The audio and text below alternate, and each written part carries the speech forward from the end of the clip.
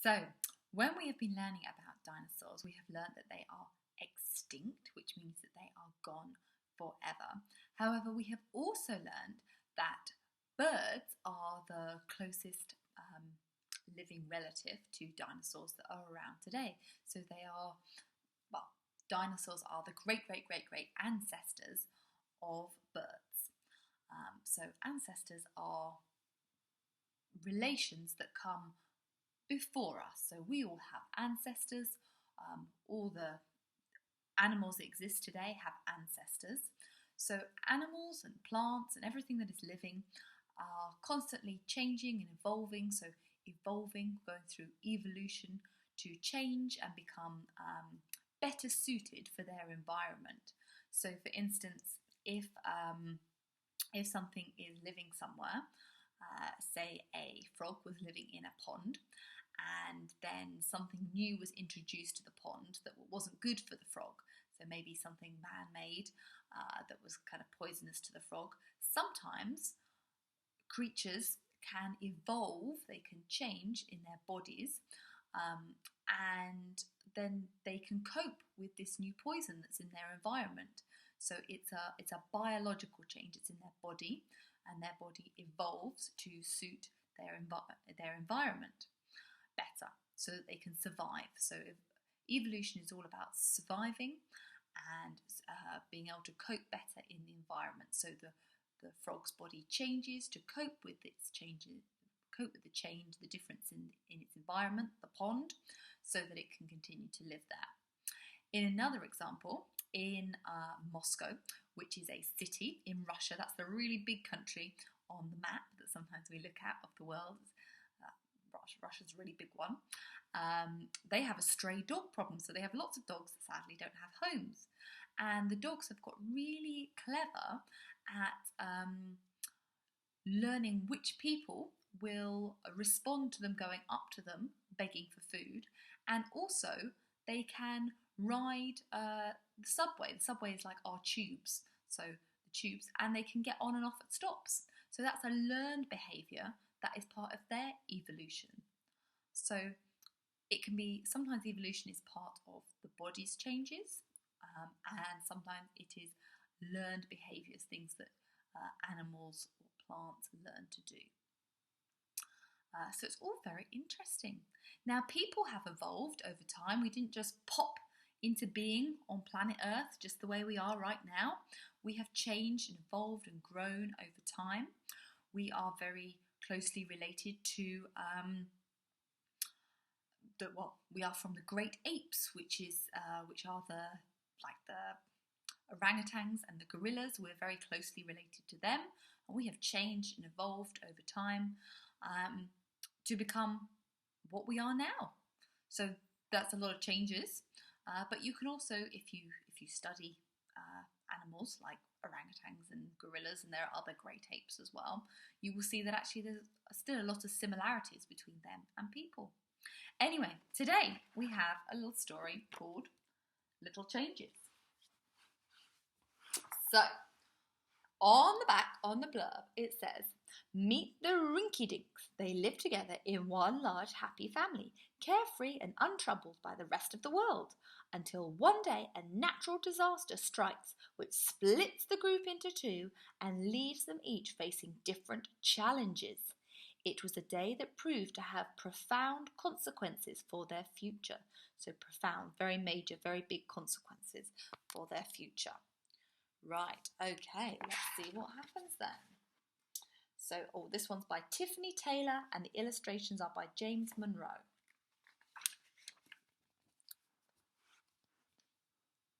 Once, a long, long time ago, and even longer still, past your school, down the road, and far beyond the hill, over the sea and frozen mountains with their snow-capped heads, through the darkest forest, past the dried-up riverbed, there lived a troop, or so they say, of old forgotten creatures, different in their manners and more bizarre in their features. Sweet enough in nature and smart enough in mind, they were called the Rinky-Dinks, the last ones of their kind. There they are. They lived together in the forest, hidden by the trees.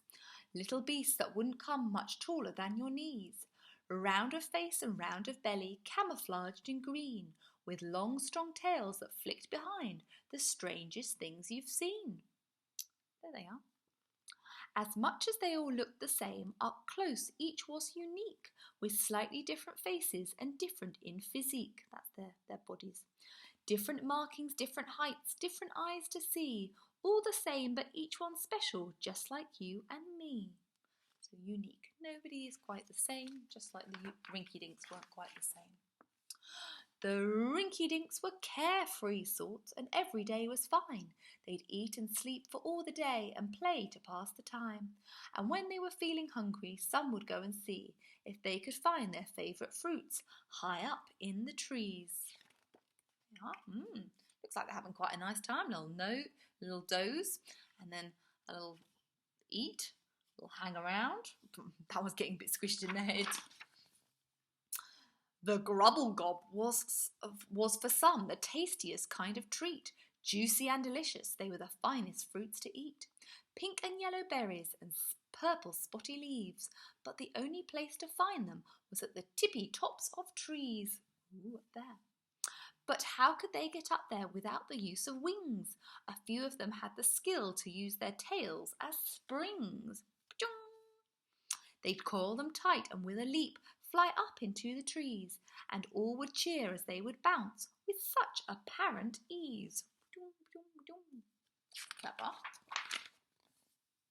But others of the rinky-dinks liked a different fruit instead. That, far from growing up in trees, grew down on the riverbed.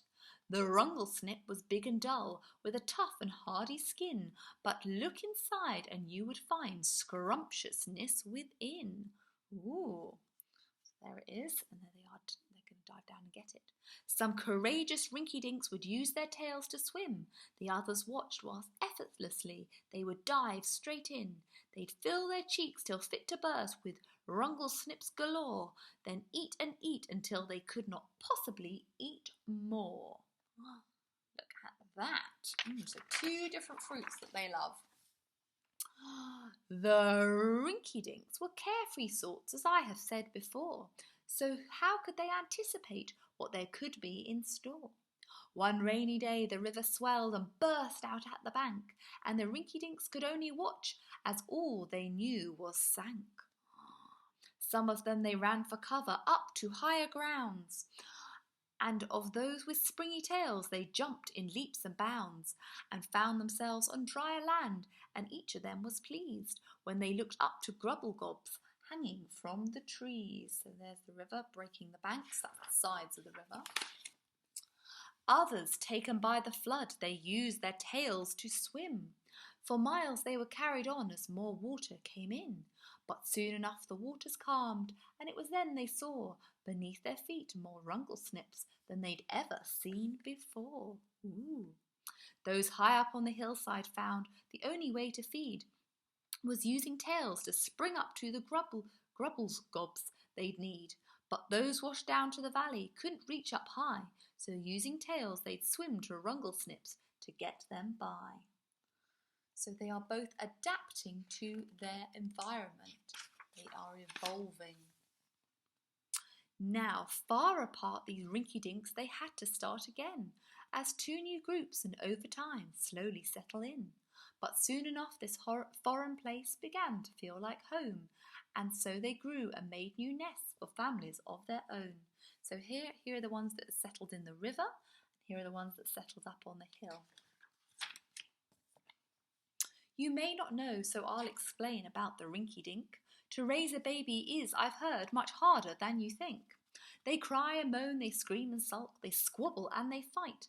And more monstrous than their temper tantrums are their appetites. Oh my goodness, hungry.